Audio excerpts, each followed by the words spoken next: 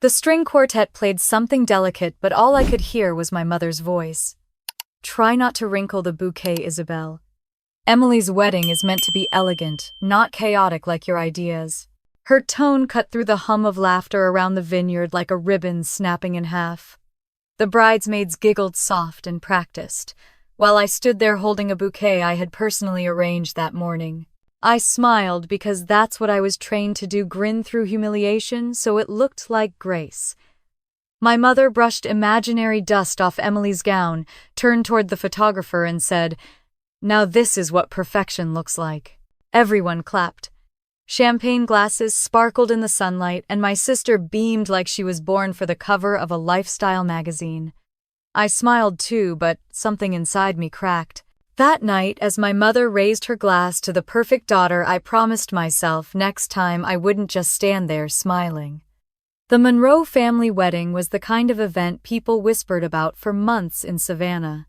My mother had turned it into a performance, every rose petal and gold-rimmed flute positioned as if for an audience that didn't exist. Margaret Monroe had once been one of the most respected floral designers in South Carolina. Even after she retired, she never let anyone forget it. Elegance, she always said, isn't something you buy, it's something you inherit, which explained why she thought Emily had it and why she believed I didn't. My name is Isabel. I'm 28 and I design weddings for a living. I've planned dozens of ceremonies across Charleston and Hilton Head, turning barns into ballrooms and backyards into dreams. Yet somehow nothing I've ever done was elegant enough for my mother. Emily, on the other hand, could serve takeout in paper plates, and Mom would call it timeless. That afternoon I'd arranged the bridesmaids' flowers matching the blush tones of the vineyard sunset. I thought they were perfect. My mother thought they were too loud. During the reception, she floated from guest to guest, a queen inspecting her court. Whenever she reached me, her smile faltered slightly, like she was tolerating something imperfect in the frame. "You look lovely, dear," she said at one point, eyes flicking to the hem of my dress, "though next time maybe choose something less daring." It was a simple chiffon gown in pale blue, but for my mother, subtle criticism was an art form. Across the table, Emily laughed easily, basking in the glow of her new husband, Nathan Harris, the banker everyone in town respected. They were the couple my mother loved to brag about. My Emily married stability, she'd told anyone who would listen, as if it were a prize you could hang on the mantle. I was the other daughter, the creative one, the dreamer who played with color palettes and worked from home. Harper, my best friend and assistant planner, was the only one who could see through my calm exterior. She leaned closer during dinner and whispered, "You know she's going to regret underestimating you someday, right?" I forced a smile. "Maybe. But she'll never admit it," Harper grinned. "Then don't make her admit it, make her see it." When the photographer gathered the family for portraits, my mother positioned everyone like chess pieces. Emily in the center, of course. Nathan beside her. "I'll stand on this side, Richard. You're next to me." She turned toward me, her eyes calculating. "Isabel, dear, maybe stand slightly behind Emily. The color of your dress might clash with the flowers." The words were sugar-coated, but the sting was familiar. I stepped back obediently, my smile steady while the flash went off. Later that night, as the band played their final song, I found myself watching my mother from across the dance floor. She was radiant, surrounded by guests, praising her taste, her daughter, her ability to pull off such a perfect wedding. She soaked it in like sunlight. Not once did her gaze land on me. When it was finally over, the newlyweds drove off in a white convertible covered in rose petals, and I stayed behind to help the coordinators collect centerpieces. "You don't have to do that," the event manager told me. "I want to," I replied, stacking glass votives into a box. It was easier than standing there pretending I belonged. On the drive back to Charleston, the silence was heavy. My phone buzzed once Harper again. "You okay?" I typed back. "Just tired. You'll have your day," she wrote. "And it'll make hers look like a rehearsal dinner." I smiled at the screen, small but real. When I reached my apartment, I turned on the soft light above my drafting table. My latest wedding design filled the screen, sketches of suspended floral arches, mirrored aisles, and cascading orchids. I'd sent the concept to my mother a few weeks before Emily's wedding, hoping for feedback. Her reply had been a single line: too modern, too expensive, and too much. Now I stared at those words in my inbox and felt something unfamiliar, rising beneath the hurt, a quiet determination, sharp and steady. My mother's version of elegance was outdated, suffocating, predictable. She thought beauty was about control. But I was learning that real elegance wasn't about control at all. It was about freedom, the courage to create something no one else could imagine. Outside, the rain began to fall, tapping against the window like a metronome marking time. I leaned closer to the screen, adjusting the placement of a chandelier sketch, my hands trembling slightly, but not from sadness. I thought about the way she'd looked at me that night, like I was an afterthought in someone else's story. And then I remembered the moment when she'd raised her glass to toast Emily. To our perfect girl, she'd said. Everyone had cheered. No one noticed I didn't. Now alone in my apartment, I whispered those same words to the empty room. To the perfect girl. My reflection in the dark glass smiled back. Let's see how perfect looks in my world. I saved the file, closed my laptop, and blew out the candle on my desk. The scent of peony lingered in the air, soft and defiant. Somewhere deep inside, beneath the bruised pride and quiet fury, a seed had been planted, the kind that grows in silence until it's ready to bloom. My mother had always said elegance couldn't be reinvented. I was about to prove her wrong. The envelope was gold-sealed with my mother's signature monogram. For a moment, I thought maybe, just maybe, it was an invitation to dinner, a small olive branch after months of silence. But when I opened it all, I found was a thank you card from my sister's wedding, addressed not to me, but to one of her friends. A note from my mother was tucked inside your sister's thank you cards, turned out beautifully. You should take notes. The paper trembled slightly in my hand. Not from anger, but from the kind of quiet ache that feels almost familiar, like a bruise. You keep pressing just to make sure it's still there. I sat down at my desk, surrounded by half-finished sketches and fabric samples, and let the weight of it settle. She hadn't forgotten me. She'd excluded me. There's a difference. One is an accident. The other is deliberate. 6 months had passed since Emily's wedding. My mother had turned that day into her personal victory lap. Every week, she sent photos from Savannah, Emily's dinner parties, charity luncheons, her elegant new life. Each picture came with captions like, "Wasn't her reception just lovely?" or "That blush palette was timeless." My father rarely appeared in any of them, and when he did, his expression looked as if he'd rather be anywhere else. Meanwhile, I was back in Charleston building my small wedding design studio, one client at a time. I had a handful of loyal brides, most of them young couples on tight budgets, and a few bigger clients who'd found me through word of mouth. My work wasn't extravagant, it was honest. Every centerpiece, every floral arch, felt like a conversation between love and intention. But in my mother's eyes, it was just playing designer. She called one evening, her voice clipped, precise, polished. "Darling, I saw that picture of you and Daniel on the pier. He seems nice, but do architects really make enough to afford a proper wedding?" "We'll manage," I said, already knowing what was coming next. "I'm sure you will, on a smaller scale." That phrase landed like a thorn in my chest. Smaller scale.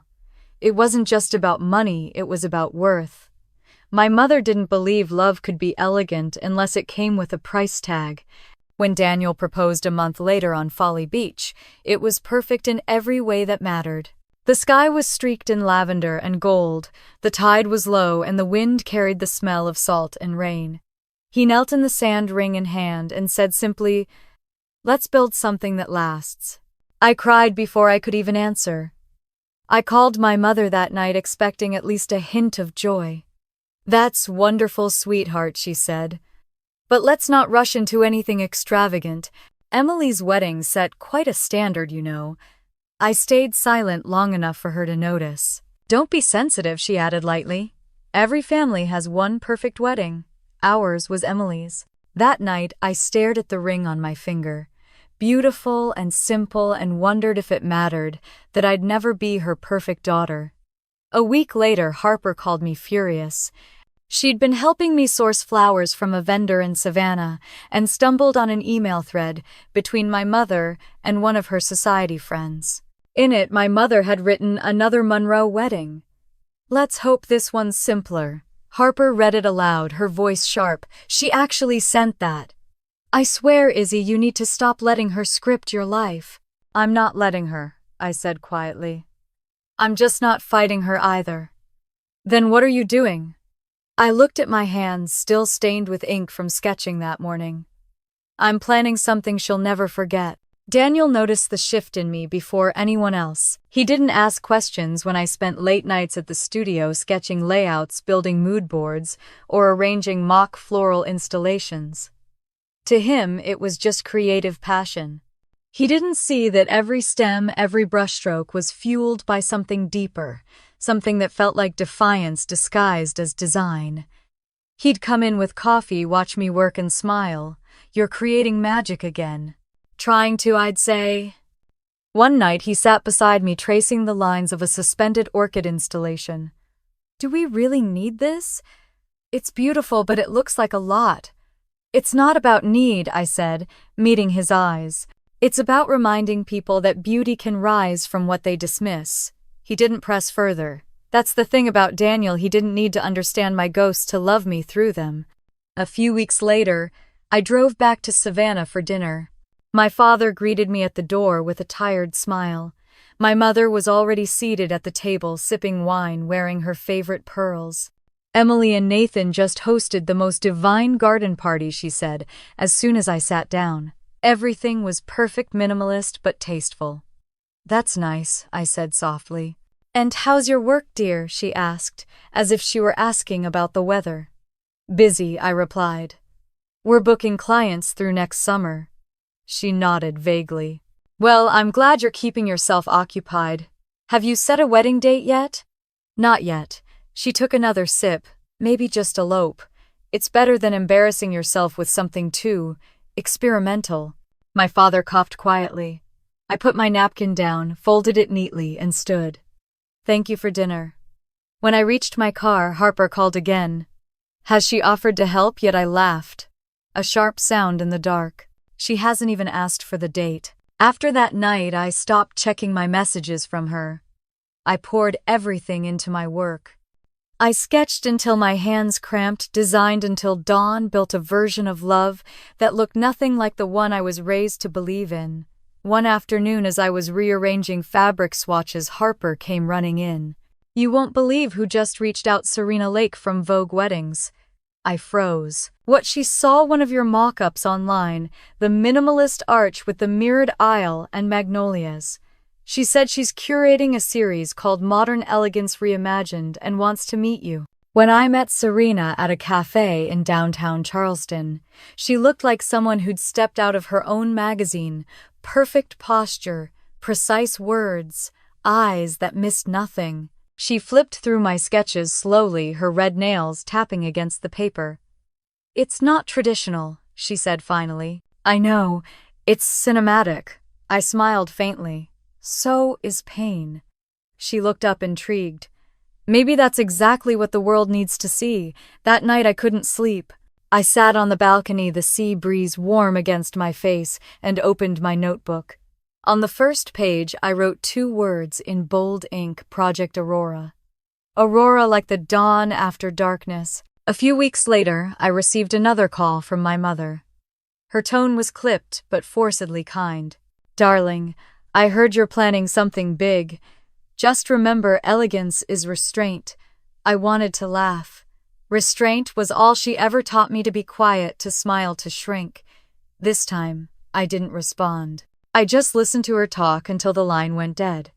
Then I wrote down another sentence under the title of my project: "Let's build a wedding that doesn't need her approval." When Harper saw it, she grinned. "You're really doing this, aren't you?" "I am." She tilted her head. "Then promise me one thing.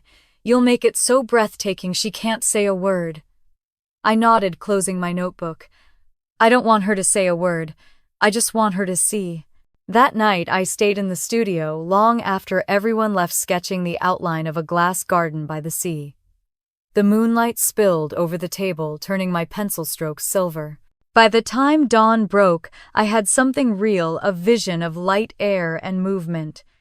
A wedding that wasn't about perfection, but about truth. When I finally stepped outside, the city was still asleep. The streets smelled faintly of rain and magnolias. I looked up at the sky, the first rays of sunlight breaking through the clouds, and whispered, "Let's design something even Vogue will call art." The world would see beauty. My mother would see what she never believed I could create. And for the first time I felt calm, not because I'd won, but because I finally knew how to begin. Rain tapped softly against the studio windows, a slow, rhythmic sound that matched the scratch of my pencil against paper. The air smelled faintly of peonies and ink.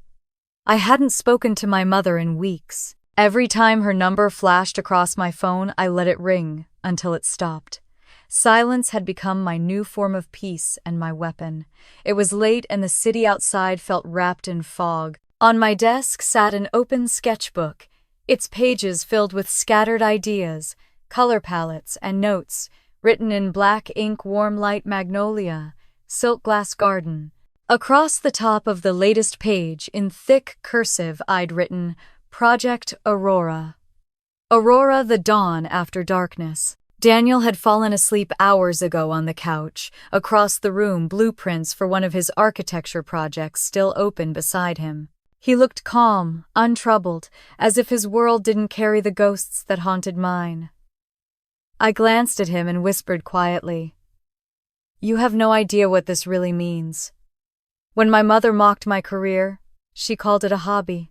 When she mocked my wedding, she called it a phase. But this was my rebellion in silk and light. I spent the next few weeks designing in secret.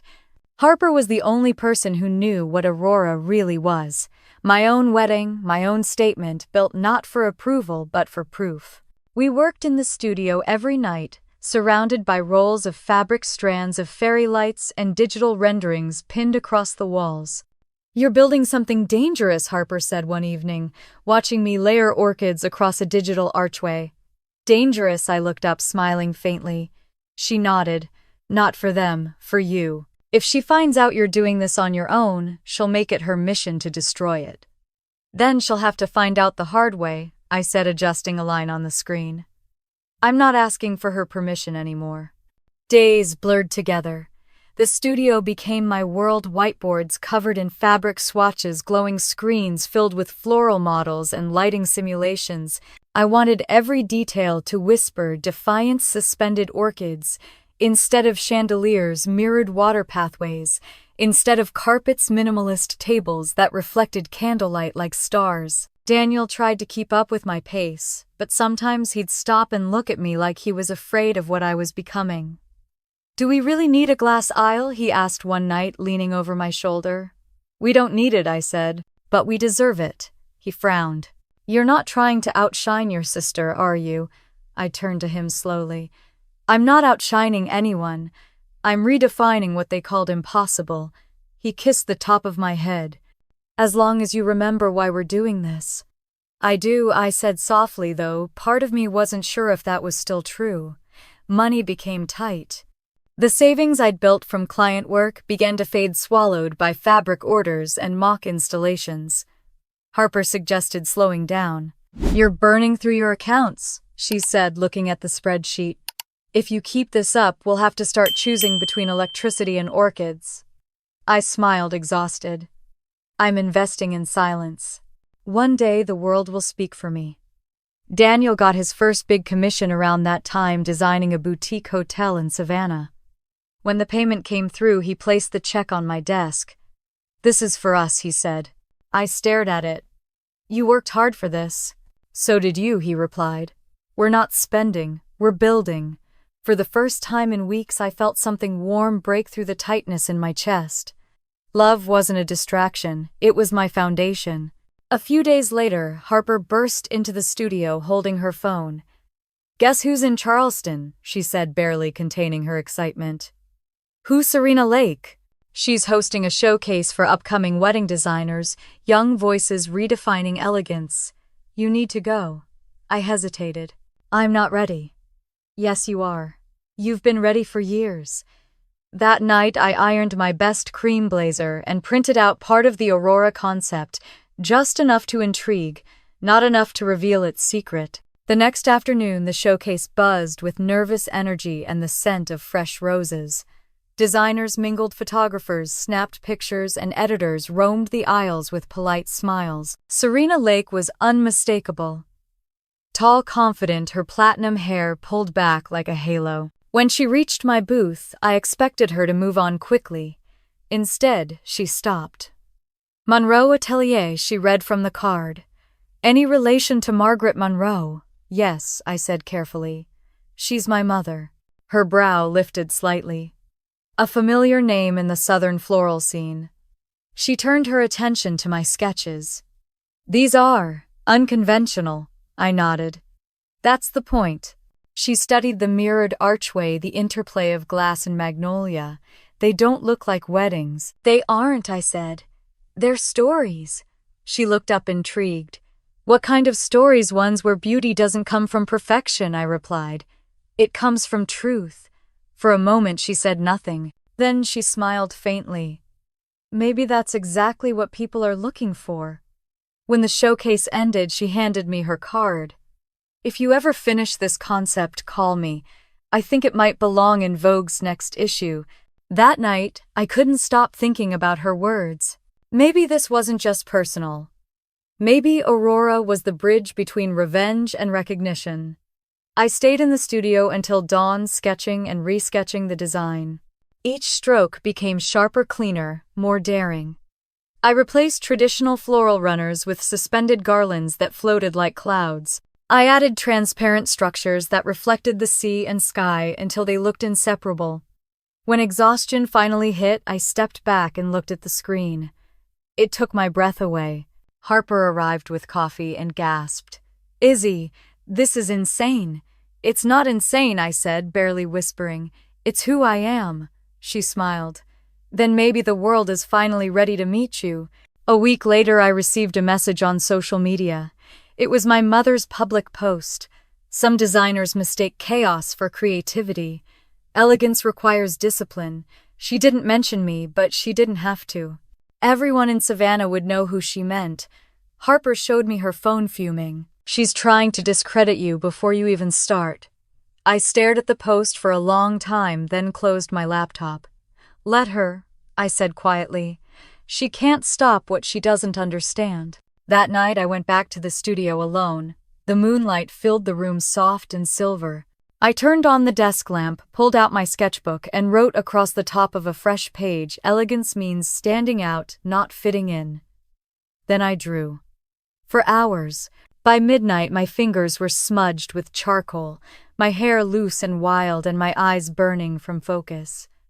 I barely noticed the tears that had started to fall, tears of exhaustion, yes, but also of release. When Daniel came in, he stood in the doorway for a long moment before speaking. You're working yourself to death. I wiped my eyes. I'm bringing something to life. He walked over, kissed the top of my head, and whispered, You're more than her approval, you know. I know, I said softly, but she's going to see what she missed. He didn't argue. He just pulled the blanket around my shoulders and turned off the overhead light, leaving only the glow of the lamp. By the time dawn crept in, the new Aurora blueprint was complete. It wasn't just a wedding anymore, it was a declaration.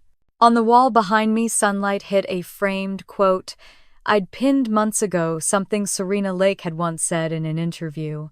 The bravest kind of elegance is the kind that risks being misunderstood. I looked at the sketches, at the reflection of light against glass, and whispered to the empty room, then I must be very brave.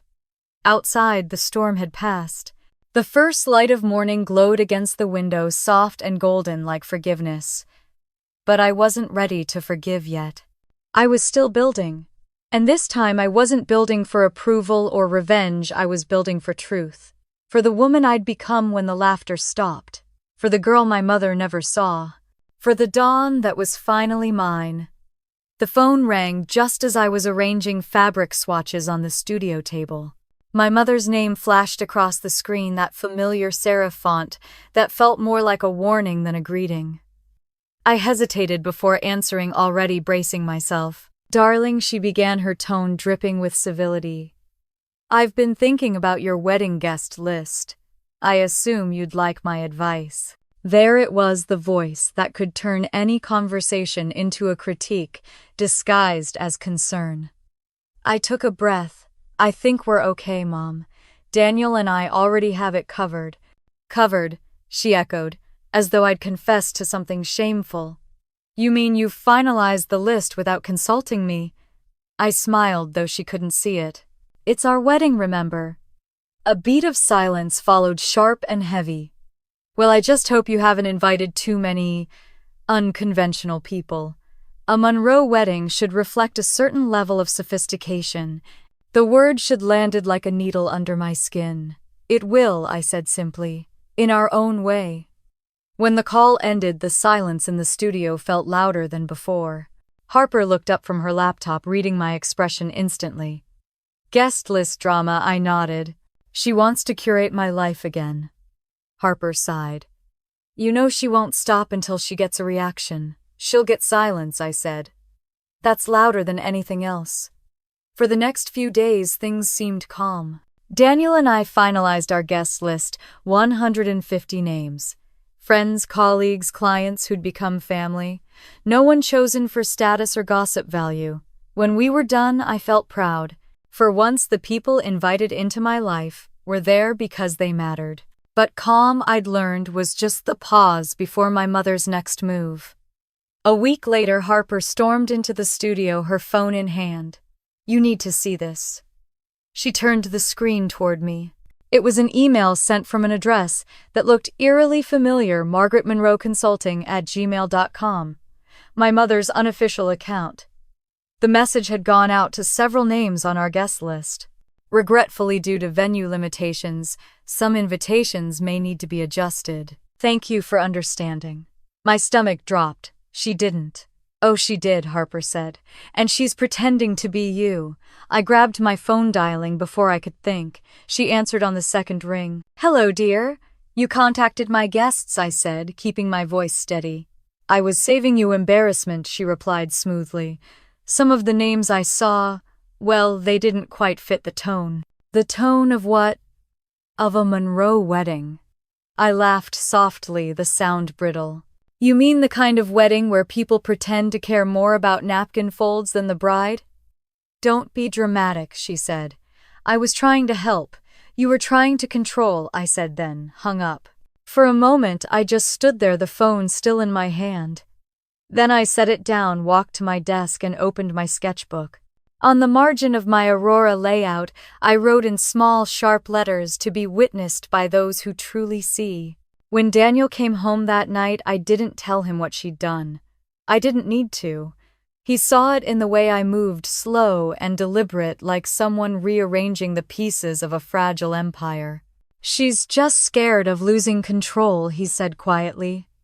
"Then she's about to lose everything she can't control," I answered. The next morning, Harper posted a behind-the-scenes photo from our studio. Nothing revealing, just a glimpse of candles, orchids, and glass panels bathed in soft light. Her caption read, "Elegance isn't inherited, it's built." By sunset, the photo had gone viral in the Charleston design community. People reposted it with comments like, "Finally something real," and a new definition of luxury. Even Serena Lake sent me a message. "Whoever created that setup understands modern elegance. Let's talk soon." Harper smirked when she showed me. "Looks like you just started a movement." I didn't feel triumphant. Not yet, I just felt steady, like something had finally shifted into place. That night, the phone rang again. My mother's number. I didn't answer. 2 days later, an embossed invitation arrived in the mail. Dinner at the Monroes. Family only. Harper raised an eyebrow when she saw it. "You're going?" "Of course," I said, sliding the card into my purse. "It's time to stop hiding." The house looked exactly the same, too polished, too cold. My father greeted me at the door with a gentle smile, but even he seemed uneasy. When we walked into the dining room, my mother was already there, seated like a queen presiding over her court. Emily and Nathan were beside her, their smiles tight and rehearsed. "Isabel, my mother," said, rising to kiss the air near my cheek. "You look lovely." Her pause said everything the compliment didn't. "Thank you," I said, taking my seat. Dinner began with polite conversation.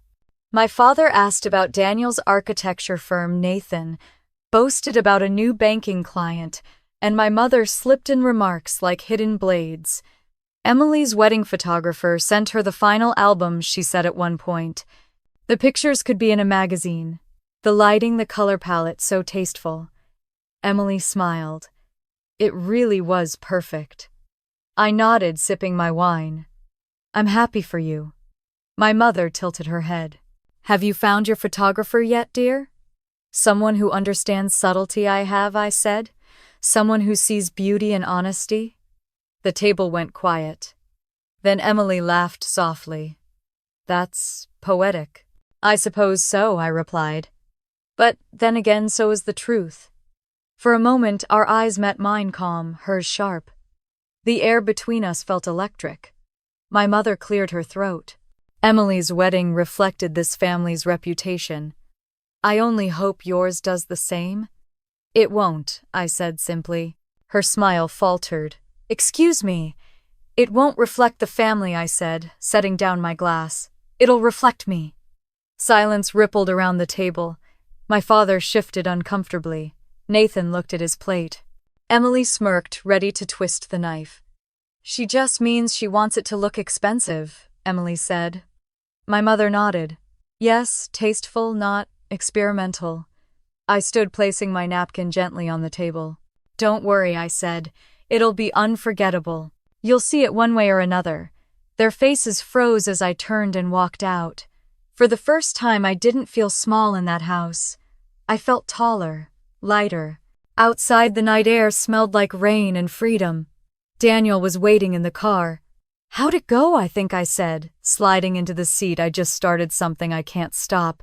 On the drive home, neither of us spoke. I watched the reflections of the streetlights blur against the window, each one flickering like a quiet rebellion. Later that night, I sat in the studio again, rewriting the guest list by hand. I called it the guest list of light. Only the people who'd believed in us, who'd shown kindness when it wasn't required, would be there. When Harper saw it, she asked softly, "Your mom's not on it." I shook my head. "If she wants elegance, she can watch it from afar." Harper exhaled. "That's bold." "No," I said. "It's fair." The next morning, I found a message from Serena waiting in my inbox. "That new floral concept you mentioned, is it inspired by something personal?" I smiled and typed back, "Every flower blooms after a storm." That night, I wrote in my journal, "She built walls made of judgment. I'll cover them with flowers." The line felt right, final but not bitter. When I closed the notebook, the city outside my window was quiet, but inside me something had come alive. I used to think elegance was about approval. Now I knew it was about defiance, the quiet kind that didn't need to shout to be heard. And this time I wasn't asking to be invited in. I was creating my own table. The night before the ceremony, the sky over Hilton Head was painted in shades of rose and gold, the sea breathing softly against the sand. From the balcony of our villa, I could see the lights being tested along the shoreline venue. Every flicker of illumination reflected against the glass structures I'd designed, turning the quiet evening into something that felt alive. The wedding was finally ready, every detail of it built by my own hands, every piece a quiet rebellion. Harper was sitting cross-legged on the floor, laptop open, reviewing the checklist for tomorrow. Seating chart done. Menu confirmed. Band rehearsed. Floral arches set by sunrise. She looked up at me, smiling. "You've pulled off a miracle, Izzy." I smiled faintly. "Let's hope the miracle holds until morning." My phone buzzed. I didn't need to look to know who it was. My mother's messages always arrived when things felt peaceful, like she could sense happiness, and wanted to remind me it came with conditions. I opened it anyway. Your sister's wedding was more elegant, of course, but I'm sure yours will be. Nice. That single word nice made my chest tighten. It wasn't even cruel, not outright. That was the genius of her cruelty. She never had to shout. A few minutes later, Emily posted on social media, "Some people try too hard to be unique. Elegance doesn't need proving." I showed the post to Harper. She rolled her eyes. "Let her talk. Tomorrow they'll see." I wanted to believe her, but a part of me still felt 12 years old again, standing in my mother's boutique holding a wilted bouquet, being told that beauty had rules, and I hadn't learned them. "Let them laugh tonight," I said quietly, turning away from the screen. "Tomorrow, they'll run out of words." The next morning came wrapped in sea breeze and sunlight. I woke before dawn, nerves buzzing under my skin like static. The venue shimmered as the crew made last-minute adjustments, the mirrored aisle gleaming, the magnolia arrangements glowing pale ivory in the early light. By 8, Harper arrived with coffee and an expression that said she had news. "Your mother's here." I blinked. What, she showed up? With Emily. Said they wanted to see the setup. I should have expected it. Of course she wouldn't miss the chance to inspect what she once called an experiment. When they entered the venue, the chatter around the staff died instantly. My mother was immaculate in her cream linen suit, Emily, trailing behind in a pastel dress that matched the flowers perfectly. An irony I doubted was accidental. "Well, my mother," said her eyes, scanning the arches, the hanging orchids, the translucent chairs arranged in perfect symmetry. "This is certainly unconventional. It's breathtaking," Emily added sweetly, then smirked. "Very coastal, very rustic chic." Harper folded her arms. "It's called design." My mother ignored her. "I suppose it's charming in its own way," she said, running her fingers along one of the glass tables. "But don't you think it's a little too? Modern weddings should have warmth." "It has warmth," I said, "just not the kind you're used to." She smiled faintly. "I suppose you'll learn someday that tradition and elegance aren't enemies." "Maybe," I said. "Or maybe I'll teach you something different." We walked through the venue together, an awkward parade of old wounds disguised as family. When we reached the dressing suite, my mother stopped. "May I see the gown?" "Of course," I said. I lifted the garment bag from the rack, unzipped it, and revealed the dress, ivory silk embroidered with magnolia blossoms that trailed from the hem to the bodice. It was simple, deliberate, quiet. Emily burst out laughing. "That's it, I thought you were going for luxury, not minimalism." My mother tilted her head. "It's understated," she said, her tone, that familiar mixture of politeness and disappointment. "You could have come to me for help, you know. Elegance takes structure." I stared at my reflection in the mirror, the gown's soft fabric falling over my shoulders like moonlight. "I think structure's the one thing I've had enough of." She pursed her lips. "You always were stubborn. Maybe I learned it from you." The tension in the room thickened, heavy as perfume. Emily busied herself on her phone, pretending not to listen. My mother glanced at me through the mirror. "Don't mistake rebellion for refinement, Isabel. Don't mistake control for love," I said quietly. For a moment her expression faltered just slightly, but she recovered fast. "I'll see you tomorrow then. Try to rest." When they left, Harper exhaled. "If I had said half that to my mom, I'd be dead." I laughed softly, the sound shaky. I don't think she heard a word. "Then make her see instead." As if on cue, a loud crash echoed from the hallway. We ran out to find one of the assistants frozen beside a shattered vase. The magnolias I'd arranged earlier lay scattered across the floor, white petals torn and bruised. "I'm so sorry," the assistant stammered. "It's fine," I said, kneeling to gather the petals. They felt soft, fragile against my palms. Harper crouched beside me. "I'll have them replaced." I shook my head. "Leave them." She looked at me confused. "Leave them. They're perfect like this," I whispered. "Even beauty breaks before it's reborn." That night, After everyone left, I sat alone in the dressing room, the broken petals still lying near the door. I picked up my notebook and started writing the vows I'd been avoiding. I didn't write about love in the way wedding vows usually do. I wrote about truth, about the courage it takes to stand tall in a world that keeps trying to shrink you, about family not as inheritance but as choice. When I finished, I read the last line aloud: "I will never measure my worth by someone else's approval again." The words felt heavy and freeing all at once. Daniel found me still sitting there when he returned from his final meeting with the planner. He leaned against the doorway, smiling. "There you are. Thought you ran away." "I considered it," I said, with a small laugh. He crossed the room and knelt beside me. "You don't have to prove anything tomorrow. Not to anyone." "I know," I said. "But maybe I do. To myself." He touched my hand gently. "Then I'll be right beside you when you do." After he fell asleep, I went out to the terrace one last time. The ocean stretched before me, dark and endless, the same horizon that had watched me grow from a girl desperate for approval into a woman who no longer needed it. The wind picked up, lifting a few stray petals that had clung to my dress earlier. They danced away into the night, luminous against the moonlight. My phone buzzed again, another message from my mother. I didn't open it.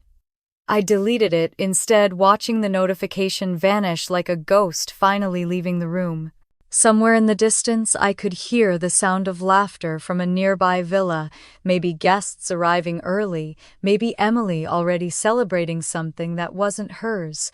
It didn't matter. Let them laugh. Tomorrow, I thought, they'll see the difference between imitation and art, between approval and admiration, between elegance as power and elegance as truth. I went back inside, turned off the lights, and looked at the dress one last time. It glowed faintly in the dark, soft and defiant. Tomorrow it would no longer be fabric. It would be the armor I'd built from years of silence. And when I walked down that mirrored aisle, surrounded by everything they once said I couldn't create, I would no longer be the girl they laughed at. I would be the woman they couldn't ignore. Outside, the ocean whispered like a promise, and I whispered back, "Let them laugh tonight. Tomorrow the world will see." The morning sun poured through the tall windows of the atelier, spilling gold across bolts of silk and lace. The air was charged with the quiet chaos of creation, seamstresses moving between tables, florists testing arrangements, stylists whispering about color palettes. Isabel stood in the center, clipboard in hand, her focus sharp. 6 weeks to go until the wedding, and every detail mattered. This wasn't just another event. This was the event, the one she'd designed entirely on her own terms, her own vision, her own rules. The client was demanding, the expectation sky high, but Isabel had poured her soul into it. The bride wanted modern luxury. Isabel saw it as something deeper, an expression of power disguised as beauty. Harper appeared beside her with 2 lattes. "You haven't eaten all morning." "I will," Isabel said, absently scanning the table layout. "Liar," Harper replied. "You say that every day." Isabel grinned faintly. "Because you keep believing me." The momentary levity faded as the door swung open. Serena Lake, editor of Vogue Weddings, stepped inside, dressed in sleek black and radiating quiet authority. Conversations dropped. Even the florists straightened. "Isabel Monroe," Serena said, approaching with a smile that was both warm and assessing. "I've been hearing about you everywhere lately." "I'd apologize," Isabel replied, shaking her hand, "but I think I like the sound of that." Serena laughed softly.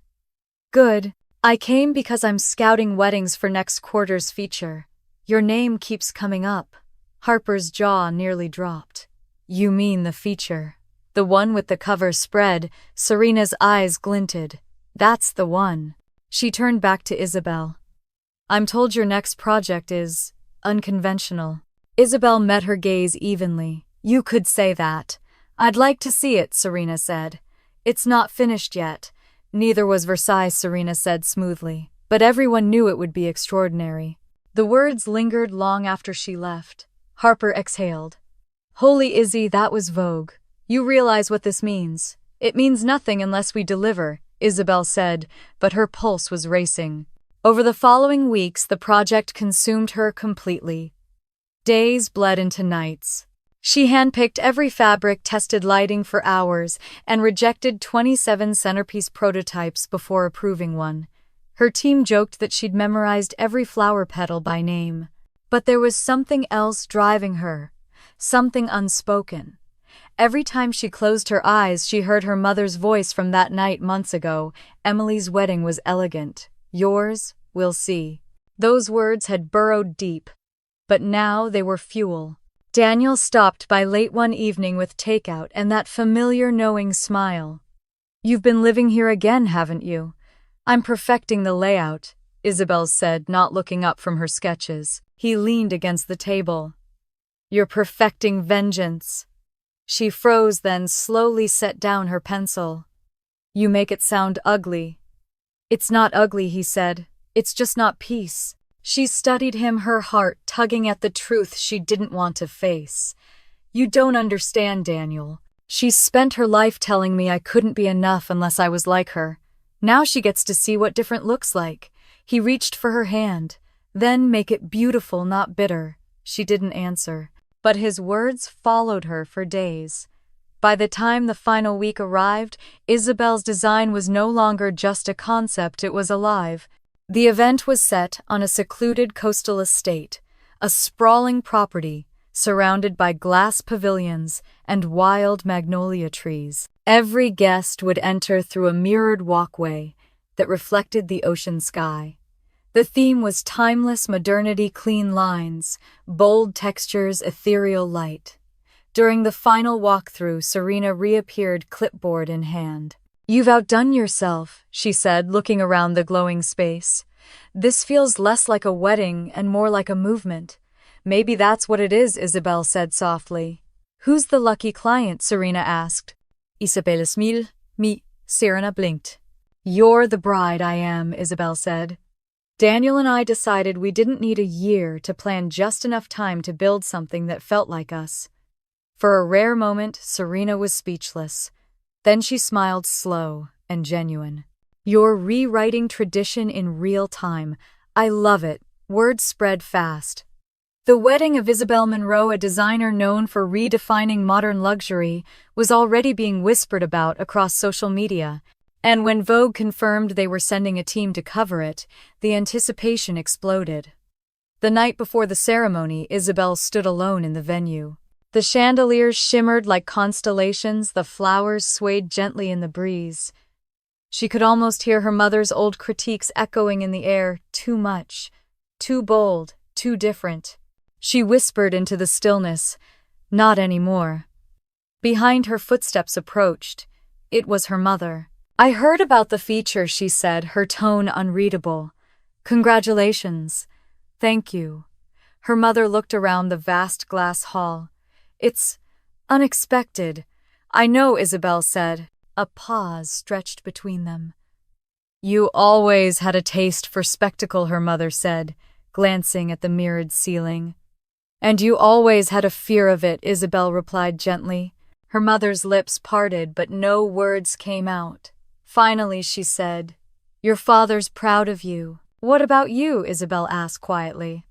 Her mother hesitated. Then, almost imperceptibly, she nodded. You made beauty out of defiance. I don't understand it, but I see it. For a moment, Isabel didn't know what to say, so she simply whispered, That's enough. The ceremony the next day was breathtaking. Daniel stood at the altar under a canopy of glass and magnolia branches. The sea stretched endlessly behind him. As Isabel walked down the mirrored aisle, her gown caught the light like water. The guests turned stunned. Harper wiped a tear. Serena whispered to a photographer, This is history. But for Isabel, it wasn't about the spectacle anymore. It was about the silence, the calm that had taken years to earn. When she reached Daniel, he took her hands and whispered, You look like peace. And you look like home, she said. The vows were simple. The air smelled of jasmine and sea salt. Somewhere in the crowd, her mother stood still, tears in her eyes, her proud expression melting into something softer, something real. After the ceremony, Isabel stepped away for a moment, standing at the edge of the water. The waves mirrored the light, and for the first time in her life, she felt like everything had come full circle. Harper joined her barefoot, holding 2 glasses of champagne. "You did it," she said. Isabel smiled. "No, we did it," Harper laughed. "So how does it feel to finally have your revenge?" Isabel looked out at the horizon, her voice quiet. "It doesn't feel like revenge anymore. It feels like release." Later that evening, Serena's camera crew caught a candid shot of Isabel and her mother standing together under the magnolia arch, smiling, not perfectly, but honestly. That photo would become the Vogue cover 6 months later, captioned simply, "The Redefinition of Elegance." When Isabel saw it for the first time, she didn't cry. She just smiled because this time the story wasn't about proving anything. It was about becoming everything she'd always been meant to be. The magazine arrived on a Thursday morning, wrapped in glossy plastic and stamped with the gold lettering that had defined luxury for decades. Vogue Weddings. The Redefinition of Elegance. Isabel stared at it for a long moment before peeling the plastic open. The air smelled faintly of ink and jasmine, the scent she'd chosen for her ceremony. On the cover was a photograph she hadn't seen before. One Serena's team had taken in secret, Isabel, standing under the magnolia arch, sunlight spilling over her veil, her smile soft but sure. Harper burst through the studio door, breathless. "You've seen it, right?" "You've seen it." Isabel lifted the magazine wordlessly. "My God," Harper said, clutching her chest. "You're on the cover, Izzy." "Do you have any idea what this means? The world finally knows." Isabel smiled faintly. "I didn't do it for the world."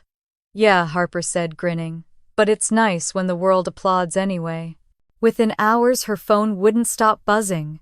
Messages poured in from clients, journalists, stylists, people she hadn't heard from in years, suddenly remembering her name. Serena called mid-morning. "You broke the internet," she said, laughing. "Every editor's talking about the Monroe effect. The way your design shifted how people see luxury." "I just designed what felt honest," Isabel said. "That's why it worked," Serena replied. "Authenticity is the new currency, and you, my dear, are very rich." By noon, Harper was reading comments aloud. "Listen to this one. Finally a wedding that doesn't feel staged, just powerful." And another, "This is what female-led design looks like."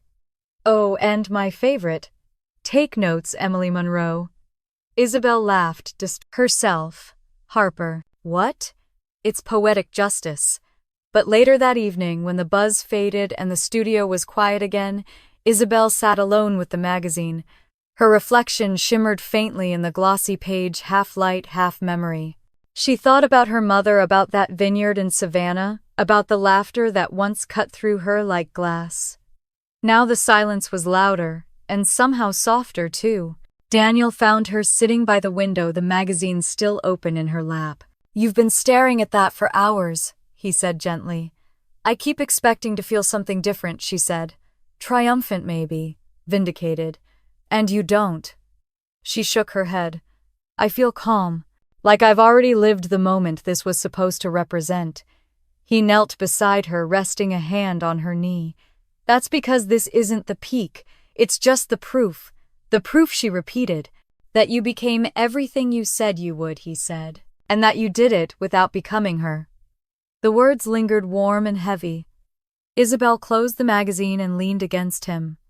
"I think she's seen it by now," she whispered. "Oh, she's seen it," Daniel said. "And I imagine she's speechless." He wasn't wrong. That same evening in her parents' Savannah home, Margaret Monroe sat in the dim glow of the sitting room, the magazine spread open across her lap. Her hand trembled as she traced the edge of Isabel's photograph. Richard watched her from the doorway. "You okay?" he asked. She didn't look up. "She looks radiant." She always did. Margaret's voice softened. "Not like this. This is different." He smiled faintly. "She got that from you." "No," Margaret said after a long pause. She got that in spite of me. When Isabel's phone rang later that night, the caller ID made her chest tighten. Mom. She hesitated before answering. Hello. It's beautiful, her mother said, her voice unsteady. Your wedding. The article. Everything. Thank you. Margaret inhaled slowly. They called it elegant. They did, Isabel said. I was wrong, her mother admitted. About you. About what elegance really is. Isabel closed her eyes. It's not about being wrong, Mom. It's about seeing things differently. I see that now, her mother said quietly. I used to think control was grace, but you've shown me grace is something softer. Something brave. The line went quiet for a moment. Then Margaret added, I'm proud of you, Isabel. Isabel's throat tightened. You don't have to say that. I do, her mother said. Because for years I made you believe you had to earn it. The tears came silently. I spent a long time trying to. I know, Margaret whispered. And you did, just not the way I expected. They stayed on the phone for almost an hour, talking not about the past but about everything that had lived in the silence between them. When Isabel hung up, she sat for a long time, her fingers resting on the screen, her heart finally light. The next morning, she woke to find her inbox overflowing again. Requests for interviews, invitations, sponsorships. Serena had forwarded a message from the New York Times. We'd like to feature Isabel Monroe in our upcoming series, The Women Who Changed Modern Aesthetics. Harper practically screamed when she saw it. Do you understand what's happening? You're about to be a legacy. But Isabel only smiled. Then I'd better make sure I deserve it. She spent the afternoon at the foundation site where the first construction had finally begun. The old brick building, once an abandoned gallery, was being transformed into classrooms and workshops for women who dreamed of designing their own futures. A group of young interns waited outside holding blueprints and notebooks. One of them, a girl no older than 20, stepped forward nervously. Miss Monroe, she said, I just wanted to thank you. You make me believe that maybe I can do this too. Isabel smiled warmly. You can, but don't build it for approval. Build it for yourself. The girl nodded, tears glinting in her eyes. As the sun dipped low, Isabel stood on the steps watching the workers finish for the day. The city hummed around her, alive with noise and motion. It struck her how far she'd come, from the girl who stood humiliated at her sister's wedding to the woman now building something that would outlast her name. When she returned home that night, Daniel was waiting with dinner and a bottle of wine. So he said, pouring her a glass, How does it feel to have the world at your feet? Isabel laughed. Dangerous. He raised an eyebrow. Dangerous. Because I don't want to stand above anyone, she said. I want to lift them with me. Daniel smiled, leaning closer. That's why you'll never fall. Later, after he'd gone to bed, Isabel stepped out onto the balcony. The night air was cool, the stars faint over Charleston's skyline. She thought of her mother again, of Emily, of the silence that used to feel like judgment and now felt like peace. She whispered into the wind, We're all learning, aren't we? Her reflection shimmered in the glass door behind her, no longer fractured, no longer uncertain, just whole. And as she turned back inside the magazine on her coffee table, caught the light one last time, its headline gleaming like a quiet promise, the redefinition of elegance, Isabel smiled. It wasn't just a title anymore. It was her truth. The morning of the wedding arrived, wrapped in light and sea breeze. The air was crisp, the tide low, and the horizon shimmered like glass. From my suite, I could see the venue glowing in shades of ivory and silver, the mirrored aisle stretching toward the ocean like a promise. Every detail had come together, the flowers, the music, the soft gold lighting, each one carrying a piece of my defiance, my love, my truth. Harper stood near the window, headset on, directing the crew like a conductor leading an orchestra. Candles along the third row, yes, closer together, no gaps. And the magnolias on the altar, 3 stems per vase.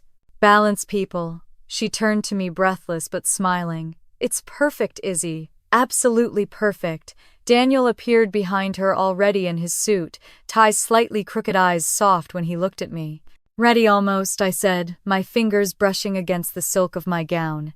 He took my hand, his thumb tracing the edge of my wedding band. You don't have to worry about them today. I smiled faintly. I'm not worried. I'm waiting. He didn't ask for what. He knew. By noon, guests began to arrive, friends from Charleston, clients, a few faces from Daniel's firm. I stayed upstairs, hidden behind the curtain, watching the flow of people. Every smile, every gasp at the venue's beauty made my pulse quicken. Then I saw them. My mother and Emily walking arm in arm down the mirrored path, their silhouettes reflected in perfect symmetry. My mother wore pale blue, her signature color, and Emily wore pearls like an echo of a memory I'd spent years trying to outgrow. Harper noticed my stillness. You knew they'd come. I knew she wouldn't miss the chance to critique in person, I said. Then give her something she can't critique. That made me laugh. She'll find a way. As guests took their seats, soft music began to play.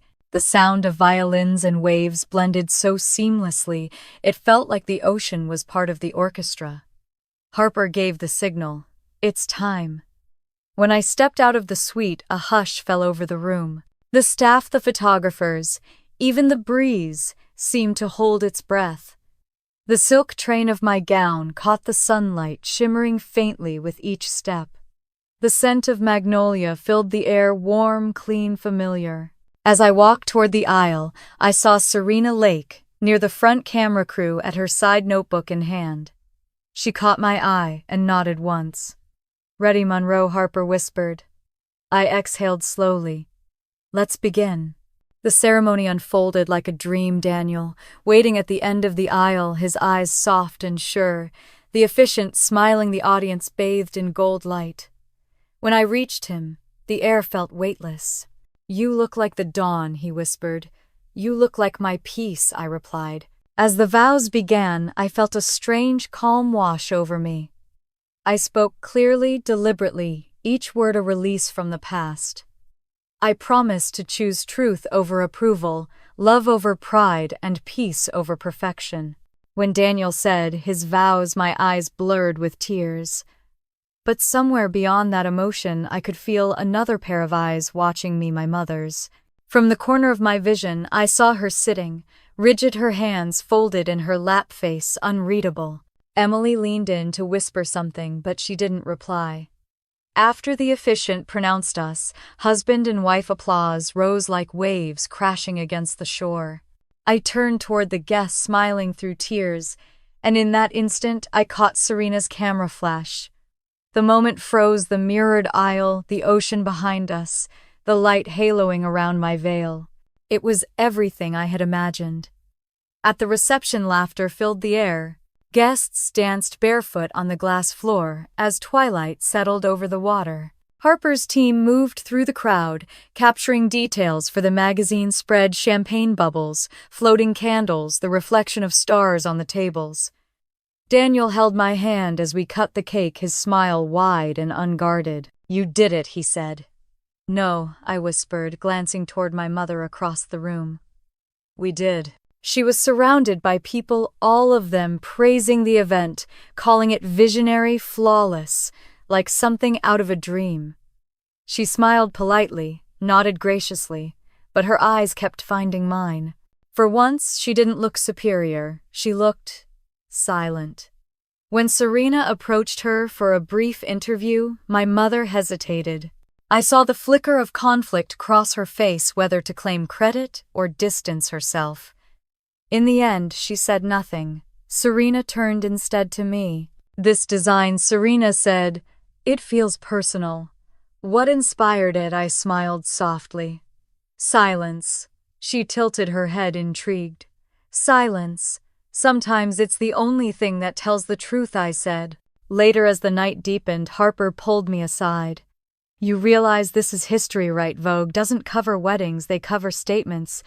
And this one, she gestured around us, the glowing venue reflected in her eyes. This one will change everything. I wanted to believe her, but the truth was quieter than that. For me, the victory wasn't in the coverage or the praise. It was in the stillness, the absence of laughter where it used to hurt. Near midnight, I found my mother alone on the terrace, looking out at the sea. The moonlight painted her face in silver and shadow. For the first time in years, she looked small. "Beautiful night," I said. She didn't turn. "You outdid yourself. Thank you." She paused. "It's different, not what I expected. Neither am I." That made her look at me. "You've always had a talent for surprises." I smiled faintly. "You taught me to aim high." "And you learned to aim higher," she murmured. Silence settled between us, heavier than the ocean air.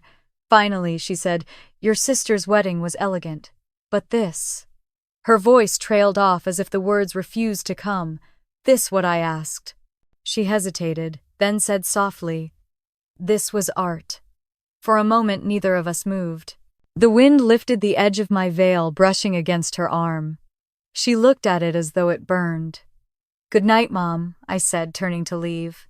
She called after me, "Isabel." I stopped. "I was wrong," she said. So quietly, I almost missed it. I didn't turn around. I just smiled, tears stinging my eyes. "I know." When I stepped back into the glow of the reception, Serena was waiting. "The photos are extraordinary," she said. "I'll call you tomorrow about the feature." Harper raised a glass. "To Isabel Monroe, the woman who made silence elegant." The guests cheered. Daniel kissed my forehead, and for a heartbeat the world felt still, golden, fulfilled. As the final song played and the candles burned low, I looked toward the sea. The waves shimmered like applause, endless and honest. Tomorrow the world would see the photos. Tomorrow the name Monroe would mean something entirely new. But tonight, as the last lanterns drifted skyward, I realized this wasn't revenge anymore. It was revelation. And as I stood there, my mother's silence echoing louder than her words ever had, I whispered to the wind, "Payback never looked this beautiful." The morning after the wedding smelled like salt and sunlight. I woke to the sound of waves outside our villa and the distant hum of seagulls circling the shore. For a few moments I stayed, still staring at the white curtains shifting in the breeze, feeling the strange calm that follows chaos.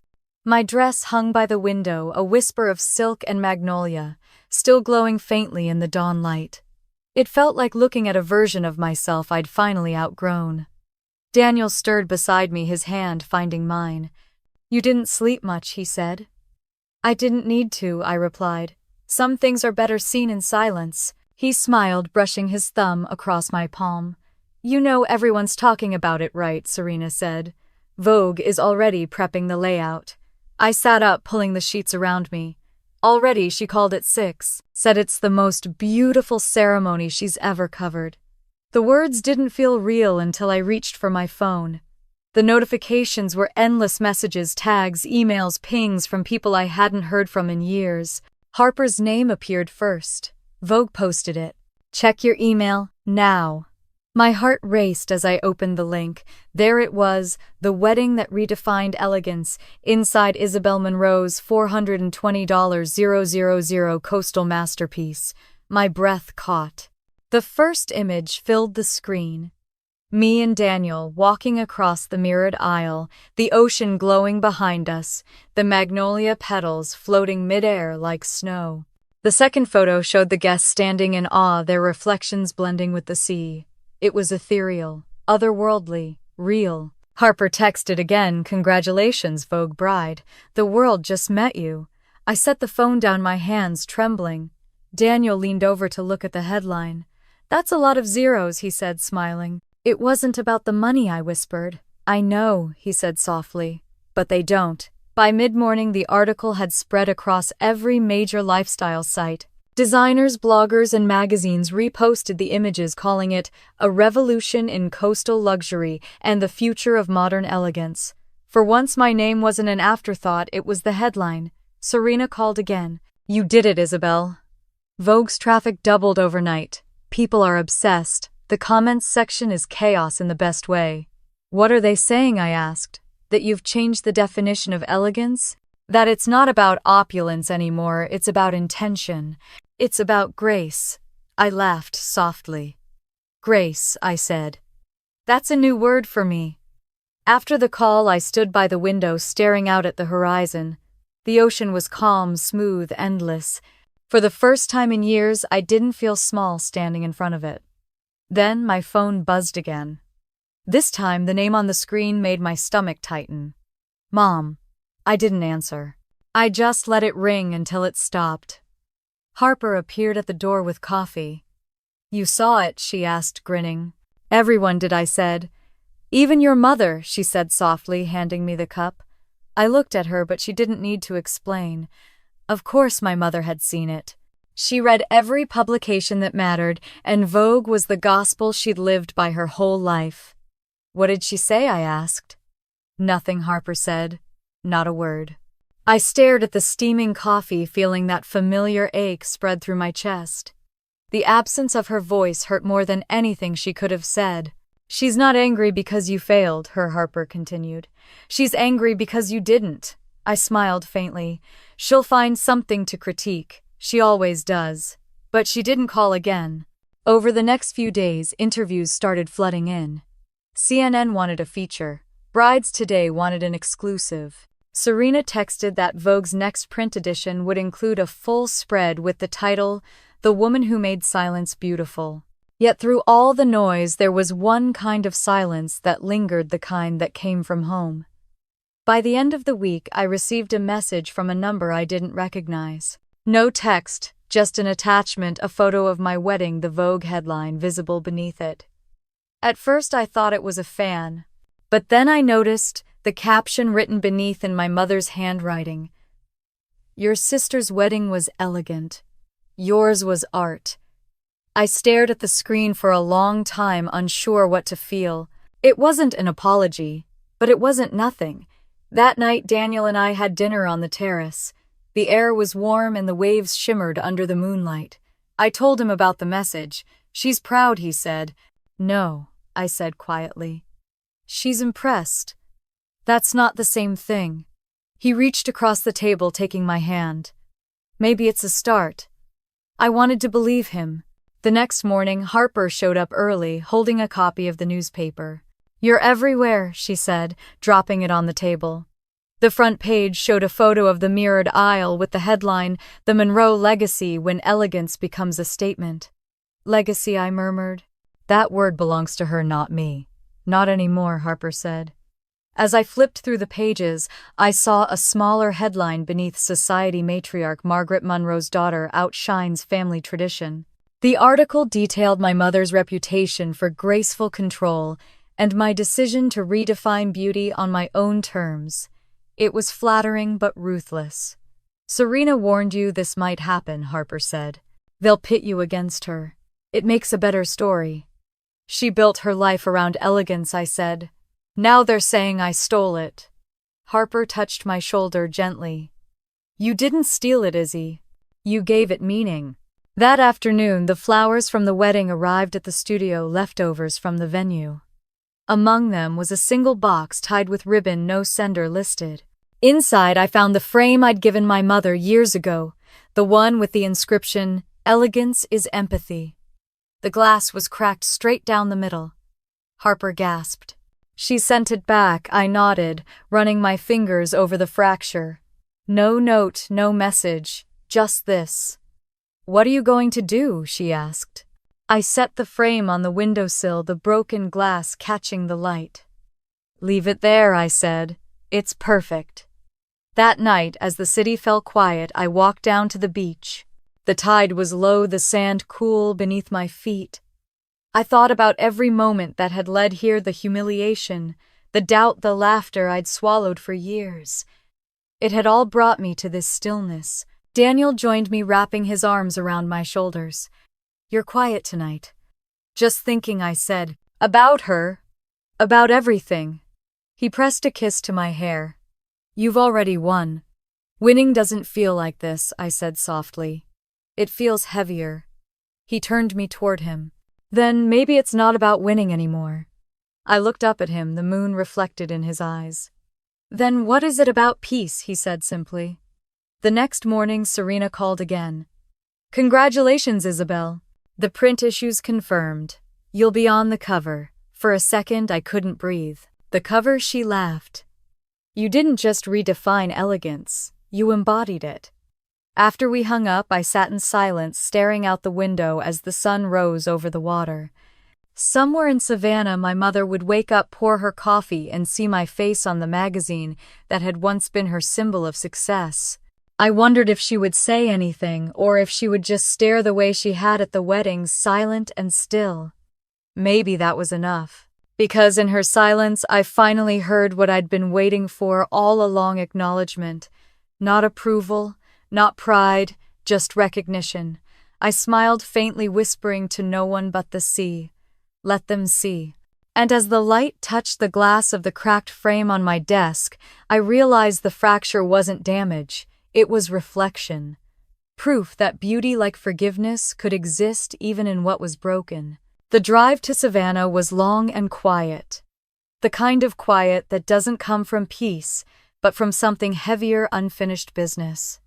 The road wound through stretches of pine and shadow until the city lights faded behind me. My father had called that morning, his voice unusually soft. Your mother hasn't been herself, he said. You should come home. I almost said no. But something in his tone, weariness, maybe regret, made me agree. So here I was, hours later, turning into the familiar cobblestone drive of the Monroe house. The place looked smaller than I remembered. The garden, once a gallery of color and control, was overgrown. The hydrangeas hung heavy, untended. The house that had once smelled of lilies and perfume now carried only the faint scent of rain and dust. When I stepped inside, my father was waiting in the foyer, a man who had aged 20 years in 6 months. She's in the sitting room, he said quietly. She doesn't go out much anymore. I nodded, removing my coat. Has she seen the article? He smiled sadly. Everyone has. I walked through the hallway that used to echo with laughter, the sharp, polished kind my mother loved to perform at dinner parties. Now it was silent, except for the steady ticking of the grandfather clock. She was sitting by the window, dressed in soft gray, her posture still impeccable but her eyes tired. The Vogue magazine lay open on the table beside her, the cover creased as though she'd held it too tightly. My own face stared up from the page. You came, she said without looking at me. You called, I answered.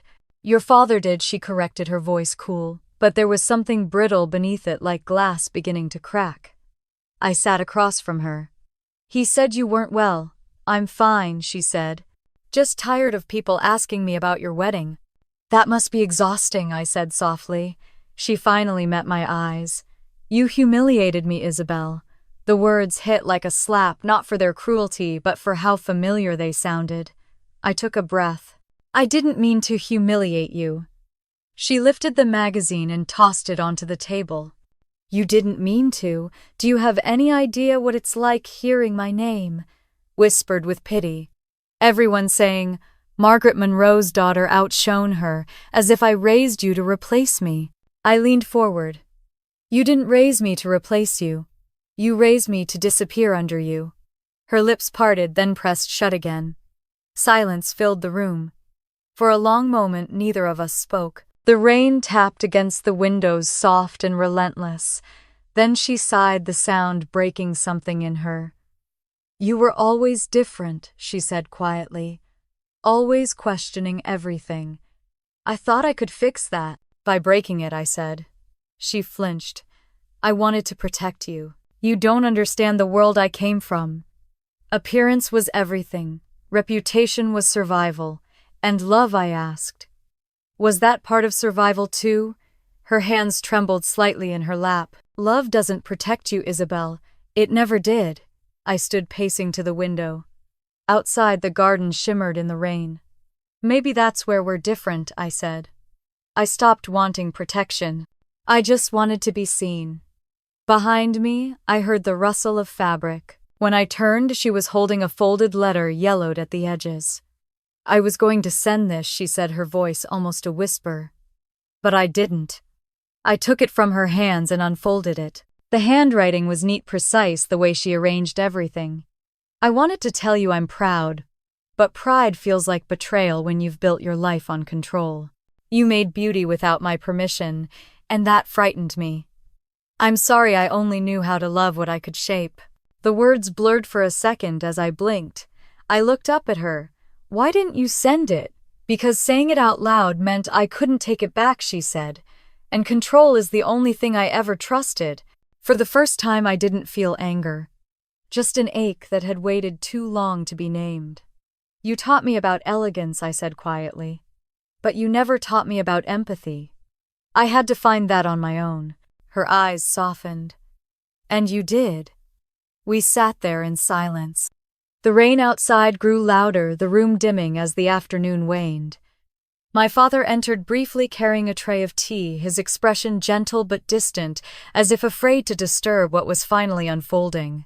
When he left, she reached for one of the porcelain cups, the same set she'd once reserved only for guests she wanted to impress. She poured tea into 2 cups, her hand shaking slightly. Would you like some? I nodded. You've never asked me that before. Then let's start there, she said. We drank quietly, the warmth between our hands an unspoken truce. After a while, she asked, Do you still hate me? I met her gaze. I never hated you. I just stopped trying to earn your love. Her eyes filled but didn't spill over. You shouldn't have had to earn it. No, I said, my voice soft. But I learned from it. And I turned it into something that finally made me proud of us both. A long breath passed between us. Then she reached into her pocket and pulled out a small silver hairpin one I recognized instantly. You left this years ago, she said. I used to wear it sometimes. It made me feel closer to you. I took it, tracing the tiny engraved M on the side. You kept it. I kept everything, she said. Even the things I didn't understand. When I stood to leave, she rose too. The distance between us felt smaller than it had in years. Isabel, she said softly, you were right. About what elegance isn't control, she said. It's grace. Her voice cracked on the last word, and for the first time she looked human, vulnerable, almost fragile. I stepped closer and touched her arm. It's never too late to learn. She smiled weakly. And it's never too late to listen. When I walked out of the house, the rain had stopped. The garden glistened, washed clean. I turned back once to see her standing at the window, one hand resting on the glass. For years I'd wanted her to chase after me, to say the words she never could, but now I didn't need her to. The silence between us wasn't punishment anymore, it was peace. On the drive back to Charleston, I replayed our conversation in my mind. The house, the letter, her trembling hands, it all felt like closure without ceremony. I realized that forgiveness doesn't come in grand gestures. Sometimes it's just 2 people sitting in the same room after years of war, finally too tired to keep fighting. When I reached home, the city was glowing in twilight. Daniel met me at the door, worry etched across his face. You okay? I smiled faintly. Better than okay. He pulled me into his arms. Did she listen? She heard me, I said. That's a start. He kissed the top of my head. And you, I listened too. Later that night, as I stood on the balcony, I thought of her sitting alone in that gray room, sipping tea from cups once meant for strangers. The image didn't hurt. It healed. The stars were faint but steady, like forgiveness itself, quiet, persistent, infinite. I whispered into the night, not expecting an answer. We're free now, Mom. The wind carried the scent of rain and magnolia, the same perfume that once filled her house. But now it smelled like something new, something clean, something forgiven. And for the first time, I didn't feel like her shadow. I felt like her continuation. The auditorium was filled with soft light and quiet anticipation. Rows of women in tailored suits and silk scarves filled the seats, their faces glowing in the warm hue of the chandeliers. It was the annual Women in Design and Leadership Conference, and somewhere backstage, I was supposed to become a symbol of something bigger than myself. Harper adjusted my microphone and smiled. You're about to walk into a room full of people who already admire you. Don't let the ghosts talk louder than that. I gave a small laugh, though my hands were shaking. Old habits die hard. Then kill them beautifully, she said. When Serena Lake introduced me, the applause was almost too loud. It echoed in my chest, scattering my thoughts. Our next speaker, Serena said, is a woman who redefined modern elegance, not through wealth or legacy, but through authenticity. Please welcome Isabel Monroe. As I stepped onto the stage, the lights were blinding for a moment. But then I saw her. My mother sitting in the front row, her posture straight, her expression unreadable. I hadn't invited her. She'd come on her own. For a heartbeat, I forgot every word I'd rehearsed. Then I took a breath, smiled at the crowd, and began. I used to think elegance was about perfection, I said. The right dress, the right words, the right smile. I spent years trying to polish every edge of myself until there was nothing left to feel. A murmur rippled through the room. But then I realized continued perfection without kindness is just decoration. And beauty without honesty, it doesn't heal anyone, least of all yourself. I saw my mother shift slightly in her seat. My throat tightened, but I kept going. I grew up in a house where beauty was measured, not felt. Everything had its place, and every emotion had a lid. But sometimes silence can bruise deeper than words. The audience was still now waiting. I built something beautiful because I needed to believe that I could. Not to prove a point, not to win a competition, but to show that elegance doesn't have to wound. It can restore. It can forgive. Applause broke out, but I hardly heard it. My gaze locked on my mother. She wasn't clapping. She was just watching me, eyes glistening in the stage light. I smiled faintly. They say we become what we're taught. Maybe that's true. But we can also choose what to unlearn. When I finished, the crowd rose in a standing ovation. People were crying, cheering, taking pictures. I thanked them, waved, and stepped off the stage, heart hammering so fast it hurt. Backstage, Serena met me with open arms. You didn't just speak, she said. You healed something in that room. I'm not sure if I healed myself, I said. She smiled knowingly. Maybe that's next. A few minutes later, my mother appeared. She stood near the curtain, hesitant like a guest, unsure if she was welcome. You spoke beautifully, she said quietly. I spoke honestly, I replied. She nodded. That's harder. We walked together down the hallway, the muffled sounds of applause still echoing from behind the door. I didn't know you were coming, I said.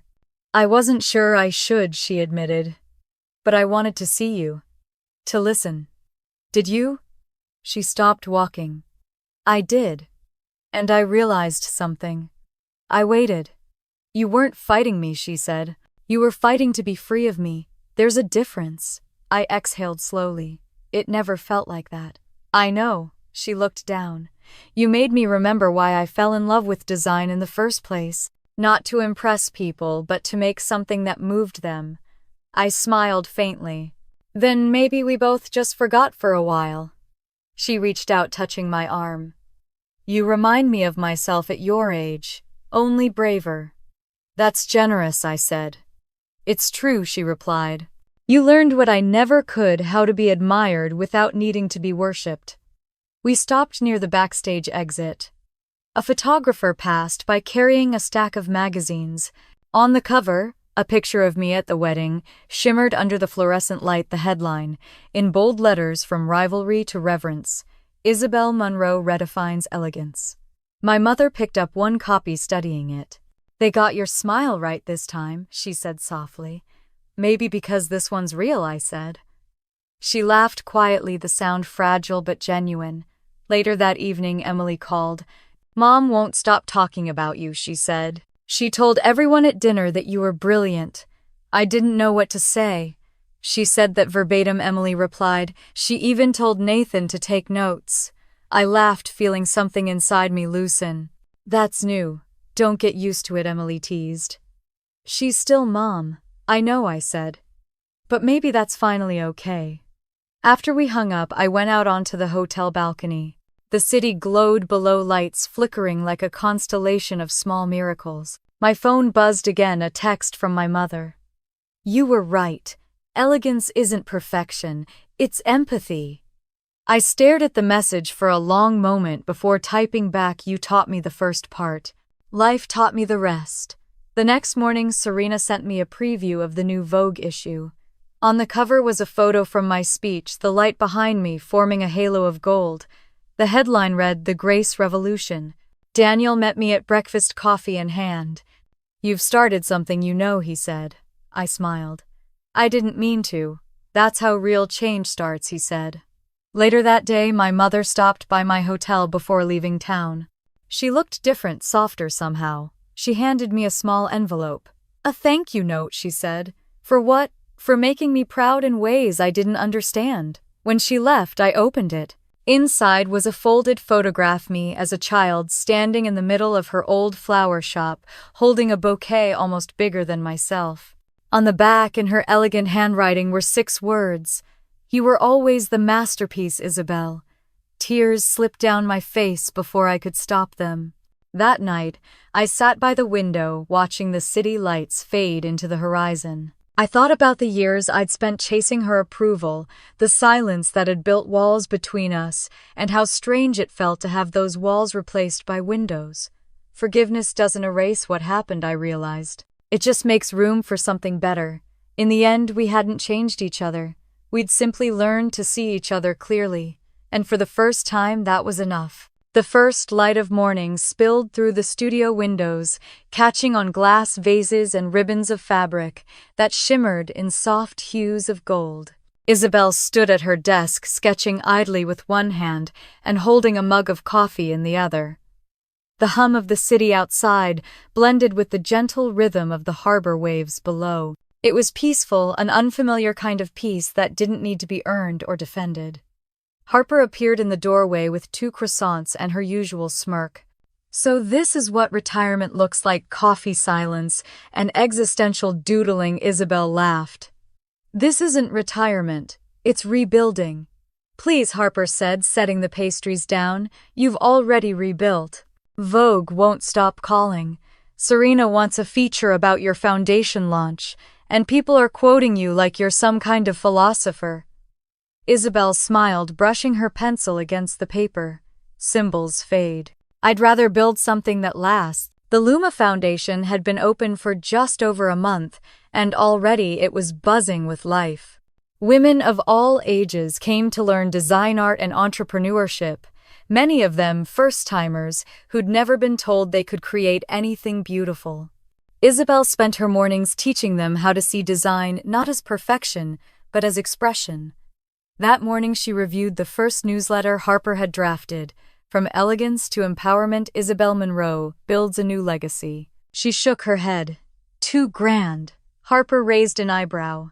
"You're allergic to praise." "I'm just allergic to headlines that sound like I've stopped growing," Isabel replied. "We're not done yet." Her phone buzzed. A message from Serena. "Congratulations on the foundation's opening. You've inspired more people than you know." Dinner soon. Beneath that, another message, one she'd read several times already. It was from her father. "Your mother tells me you're changing lives. I hope you know how proud we are. Peace looks good on you." She reread that line, "Peace looks good on you," and smiled. Her father's handwriting used to be rigid, sharp, like a man afraid to let go of control. Now it flowed with ease, as if even his words had learned to breathe. By afternoon, the studio filled with laughter as her first class arrived. The women, some young, some well into their 60s, took their seats around the large oak table. One of them, a shy brunette named Claire, raised her hand. "How do you know when a design is finished?" Isabel paused. "When it feels honest," she said. "Not perfect, just honest." The group nodded, writing it down as if it were a secret formula. After the class ended, Emily stopped by holding a small velvet box. "Mom asked me to bring this," she said. Isabel opened it slowly. Inside was the magnolia brooch, silver and delicate, polished to a shine. "She wanted you to have it," Emily said. "She said you finally understand what elegance means." Isabel closed the box gently. So does she. They sat by the window, the afternoon light soft against their faces. Emily stirred her coffee. "It's strange," she said. "We spent half our lives trying to be chosen, and now we're just here, talking." "Maybe that's the point," Isabel said. All that competition, all that proving it, was never about them. It was about us finding out who we were without their approval. Emily smiled, eyes glinting. So what now? Isabel looked around the room at the sketches pinned to the walls, at the magnolia emblem, newly etched into the foundation's glass door. Now I build, she said simply. Not to prove, but to give. That evening, the foundation hosted its first public event, a small gathering by the harbor, strings of lights draped across the terrace. The air smelled of sea salt and white wine, the kind of warmth that felt like home. When Isabel took the stage, the crowd hushed. When I started this journey, she began, I thought I was chasing success. I thought I wanted to be seen. But what I really wanted was connection, something built on truth, not performance. She scanned the audience, Harper, Daniel, Serena, and in the back, her mother standing tall with quiet pride. This foundation isn't about me, she continued. It's about everyone who's ever been told they weren't enough. Every woman who's ever been asked to shrink so someone else could shine. We're here to remind you that you were never small. You were just waiting for the right space to bloom. Applause erupted, gentle at first, then swelling until it filled the night. Harper whispered to Serena. She's doing it again, breaking hearts in designer heels. Daniel caught Isabel's gaze from across the room, raising his glass. To you, he mouthed. She smiled and shook her head. To us. Later, after the crowd had thinned and the lights dimmed, Isabel walked along the pier. The sea lapped softly against the wooden posts, and the city lights flickered in the distance. She took the magnolia brooch from her pocket, fastening it to her coat. The night breeze carried a hint of jasmine, the same scent her mother used to wear. Isabel closed her eyes, breathing it in. Revenge gave me power, she thought. Forgiveness gave me peace. But purpose, that gave me freedom. When she looked back at the foundation's glass windows, she saw the women cleaning up, laughing, alive. The logo, a single magnolia in bloom, glowed faintly under the lamplight. The next morning, Isabel wrote the first newsletter herself. Luma isn't about what I built, it's about what we'll build together. Beauty doesn't end with recognition, it begins with what you do next. She signed her name, folded the paper, and slipped it into an envelope to be mailed with the others. Outside, the world was waking up. The harbor was calm, seagulls circling lazily above. Harper called from the other room. You coming to class? In a minute, Isabel said, grabbing her coat. She took one last look around the studio, the sketches, the photos, the quiet stillness that once felt like loneliness, but now felt like peace. She turned off the lights, stepped outside, and let the sunlight hit her face. For years she'd believed revenge was the end of her story. But standing there in the golden morning, she realized it had only ever been the beginning. Her voice, soft but steady, lingered in the air as she whispered to herself, "This is what elegance really looks like." And as the screen faded, her words echoed one last time, inviting the listener in. If you've ever been underestimated, if you've ever turned pain into power, your story matters too. Tell me how your tables turned. Share your thoughts below, and stay with me for the next story. Because sometimes the light that comes after revenge is the most beautiful part.